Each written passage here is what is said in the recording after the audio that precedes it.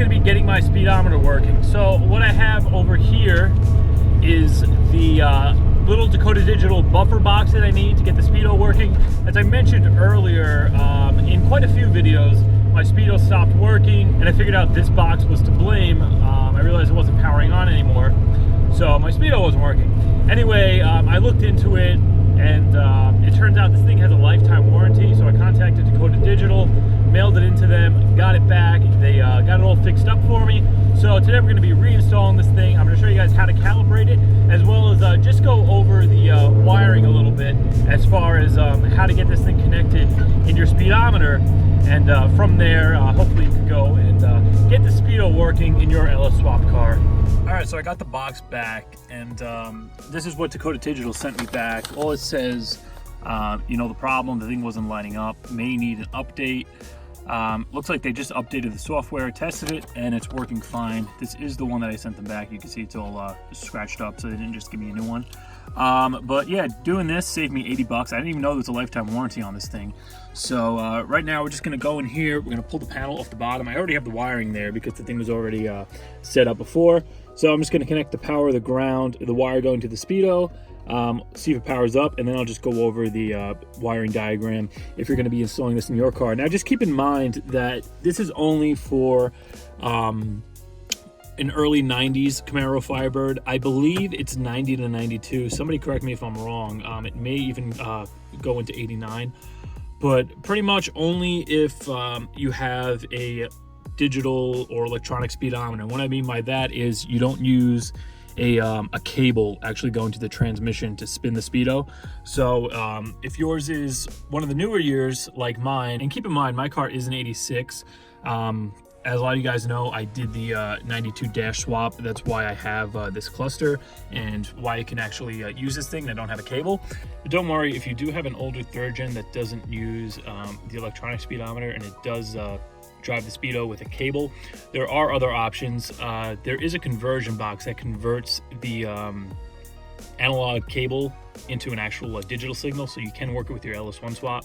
I think Dakota Digital makes that as well. I'm not sure. Hawks might sell it. I'm going to find it and link it down in the description. I know it's a little more expensive than this. When I did my swap, before I actually swapped the dash, I think the price back then was like $3.99, so it is kind of expensive. I'm sure by now it probably came down, but I'm going to find that online, and I am going to link it in the description. So if you do have an older style car with the original cable-driven speedometer, you will be able to get your Speedo working with your LS1 swap. All right, so I got the panel pulled down here, and here are my existing wires that already had ran going to this box. Now, hooking this up is extremely simple. You just need a power, a ground, and the wire coming from the harness and then going to the speedometer. Essentially, all you're doing is intercepting that wire from the PCM output for speed going to the speedometer, and then this is going to allow you to just hit these buttons up and down, and that's what's actually going to adjust your signal before it gets to the Speedo. Now, for the wire that you're actually going to be intercepting going to the Speedo, that's going to depend on what year your car is. What I have here is the pinout for a 91 to 92 instrument cluster. I'm pretty sure the 90, as far as the speed input, the wire is the same. But I'm going to link the site for all the wiring diagrams in the description. I have all the wiring diagrams for every year on there. So if you have like a 90, whatever, you could just go over there and double check. But I'm relatively sure that as far as the speed input goes, it's the same exact brown wire. So looking at this pinout for the 92 cluster, you can see here, number 1 brown is going to be your speed input. All that means is you're going to be taking the brown wire in the instrument cluster connector, and you're just going to want to cut it coming out of the cluster and extend it over to wherever your box is. And that's going to be the input wire going to the Speedo. And then whichever harness you're using, I'm using the PSI conversion harness. This little black wire here is the speed output on the PSI harness. If you have that harness, it's going to tell you in the instructions which wire does what. So finding out which one you're actually going to be using isn't going to really be a problem. But very simply, this wire gets connected from here to the Speedo. and that's your actual signal. But to adjust it, we have to install our box in line to that, because you could just you know, skip this box altogether and just run this wire directly to the brown one into the Speedo, and your speedometer will work. It's not going to be perfectly accurate, but it is going to work. So very simply, we're going to be connecting this black wire here into the signal in, because that is the signal, because that is the speed signal coming from the transmission and going into the box. And then that brown wire that goes to the actual Speedo in the cluster, that is going to be going on the output side, because the signal is going to come from the transmission into the box and then out one, and that's going to actually go to the cluster. And then the other two are just power and ground. I have this orange one here just coming off the fuse box as a 12-volt power, and then this black one I just have grounded to the frame. Now before, when this thing was hooked up, it stopped lighting up, so the box went out. Dakota Digital said just need an update, so I'm going to go get this thing all hooked up and we'll see if it works.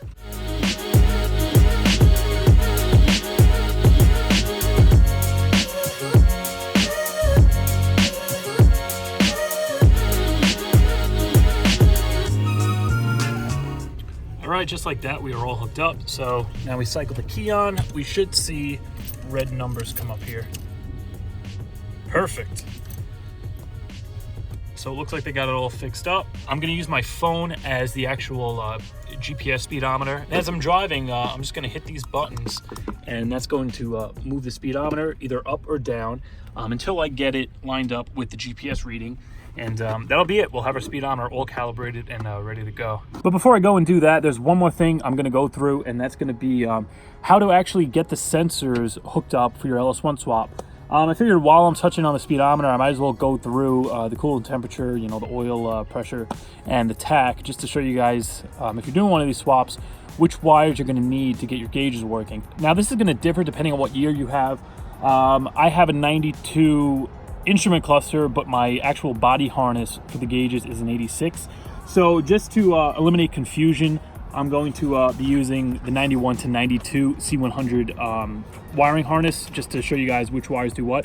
I mean, for the most part, the colors are the same throughout the years. Like, I believe the tan is for the oil pressure, the green is for the coolant temperature.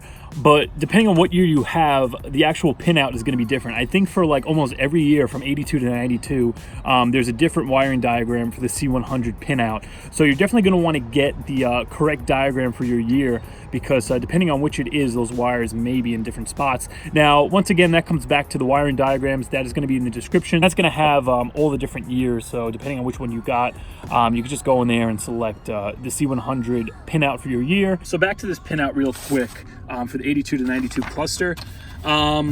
You can see right here. Now, this is going to be different depending on which cluster you have. So you might have to, you're gonna have to go to that site, look for the pinout for your exact year. So right away, we know we have the speedometer working. That brown wire is what you're going to be connecting to your LS1 harness, and that is going to give you speed. Of course, you're going to want to go and use this box if you do have the newer style dash like me, without the cable driven speedometer, and that's going to get your speed all dialed in and perfect. And then other major thing you're going to need is a tach. So as you can see here on the other side of the connector, you have a white wire, and that's tachometer input. Same thing, the PSI harness I'm using has one wire for the tachometer output, just like the speed. And very simply, you're just going to run that one wire, like I did with the black speed wire here, over to the white wire going into the speedometer. So once again, you could just cut it at the back of the connector on the harness side and just extend it over to the harness. That's what I did, and then you're going to have a working tachometer. I mean, assuming that your board is good. I've referenced that in another video. If your tach is reading high, you're going to want to replace that speedometer board. I'll link that video in the description if you're also having that problem with the later 90 to 92 cars. But right away, we have, just like that, 2 gauges working. Didn't take much work.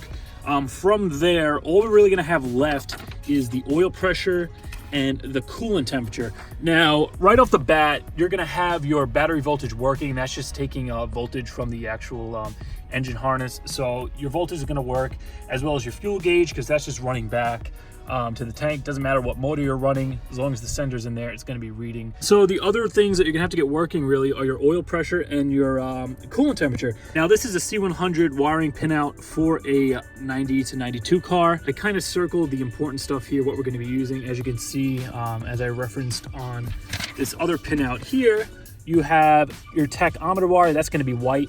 And that's also going to be going into your engine bay because it's going to be coming through the C100 harness and into the tack. Now, depending on where you mount your PCM, if you have it in the engine bay, you could just tap off of it from the engine bay. But I have my PCM mounted up in the dash in the stock location. So I just cut the wire at the cluster. It was easier just to cut it there and run it over instead of having to like cut it in the engine bay and run it back into the car. This just didn't make any sense. So that's the way I did it. But right there, that white one is going to be your tack wire. Speedometer wire we already hit on. And then other two things are oil and temperature. So you can see here with the 90 to 92, the dark green pin F5 is going to be your instrument panel coolant temperature.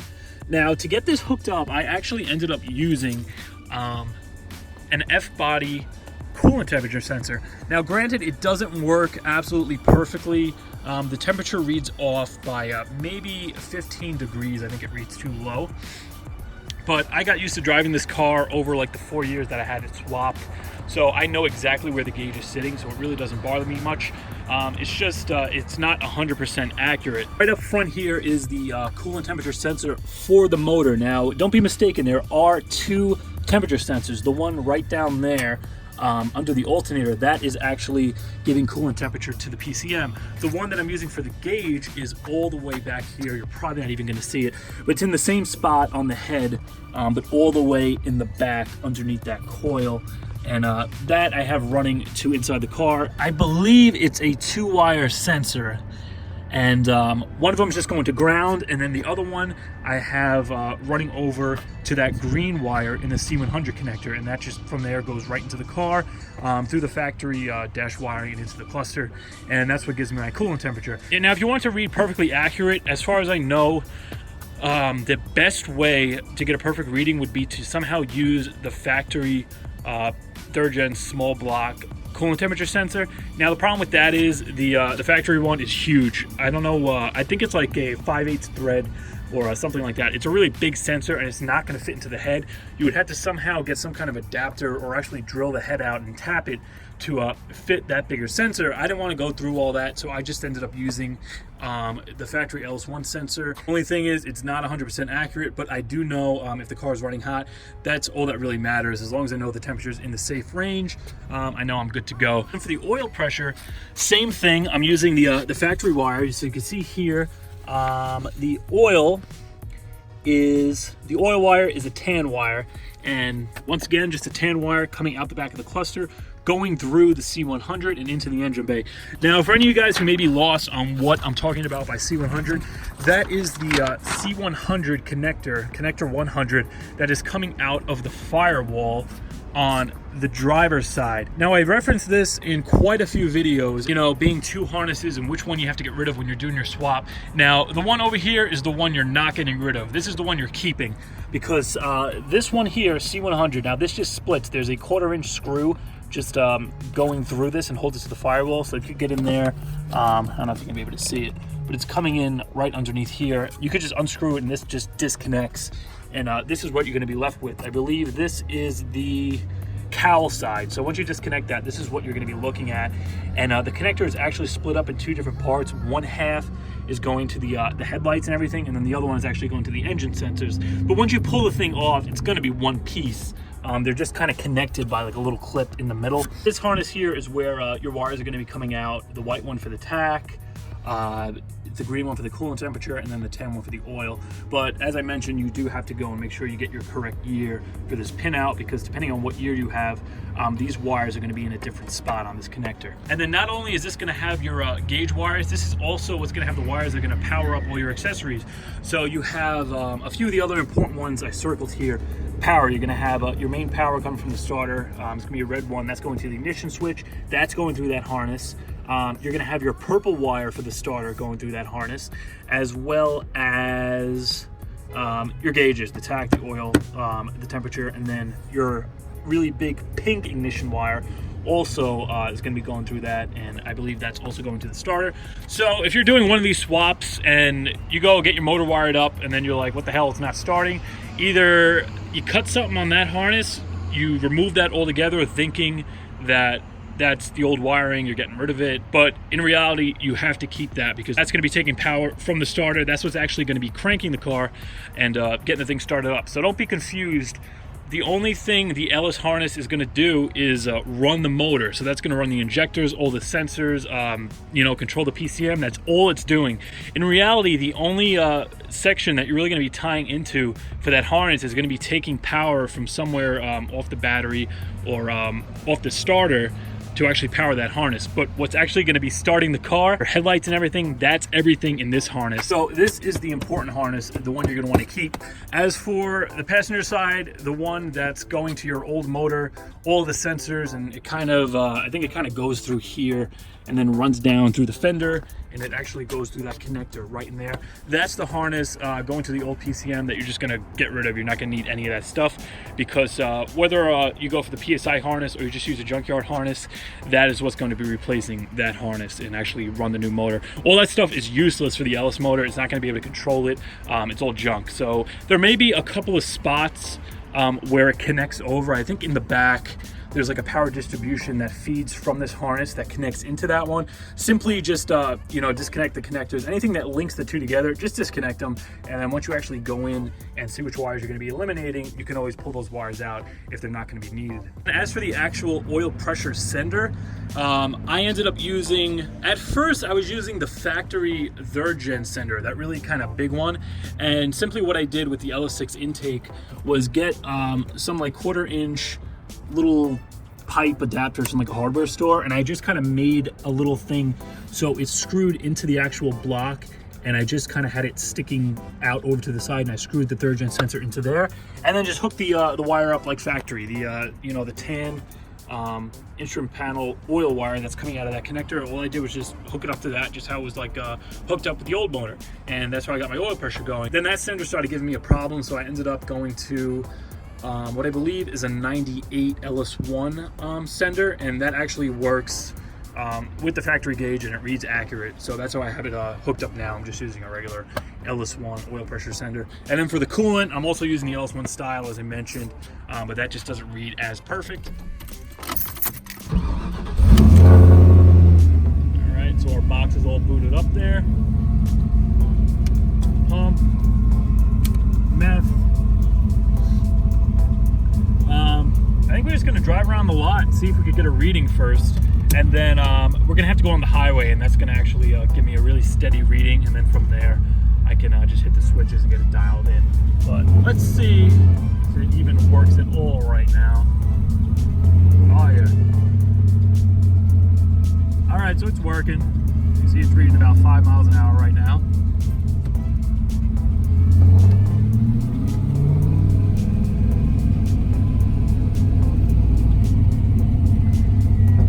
So that's working as it should.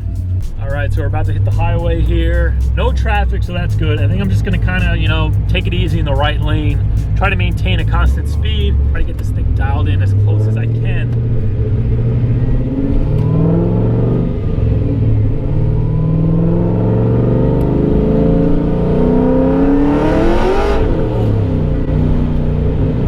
That clutch, man. Sometimes it feels like the tires are just spinning, but it's staying too straight, you know? That clutch is screwed. All right, so cruising on the highway, 5th gear. GPS is telling me 52. I'm just gonna reach over here now. It's definitely a good idea to, you know, do this with the passenger, but 56, gauge is reading 49. We're coming up, cruising at 60.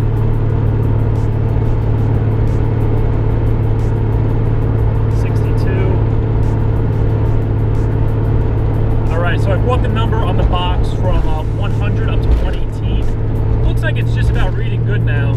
I mean, gauge is at maybe 48, 49. GPS is saying 49, 50. I'm gonna bring it up a little bit higher now. Get up to 60.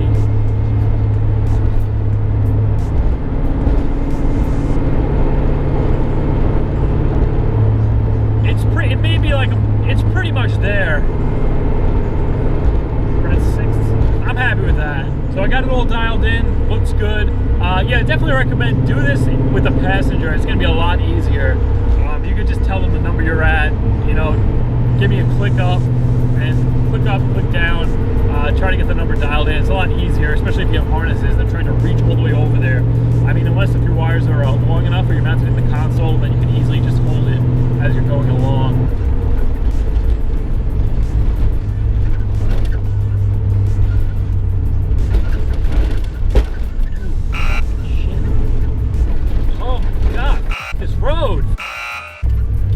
Alright guys, so I think I'm going to wrap this one up here. Speedo's working great, got my odometer back, I'm really happy.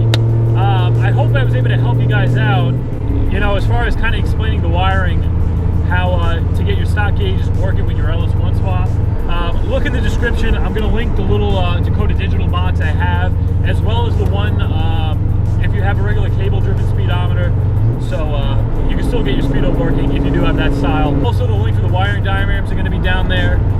So you should have pretty much everything you need to get the gauges working in your car. If you don't follow me on Instagram, link is going to be in the description as usual.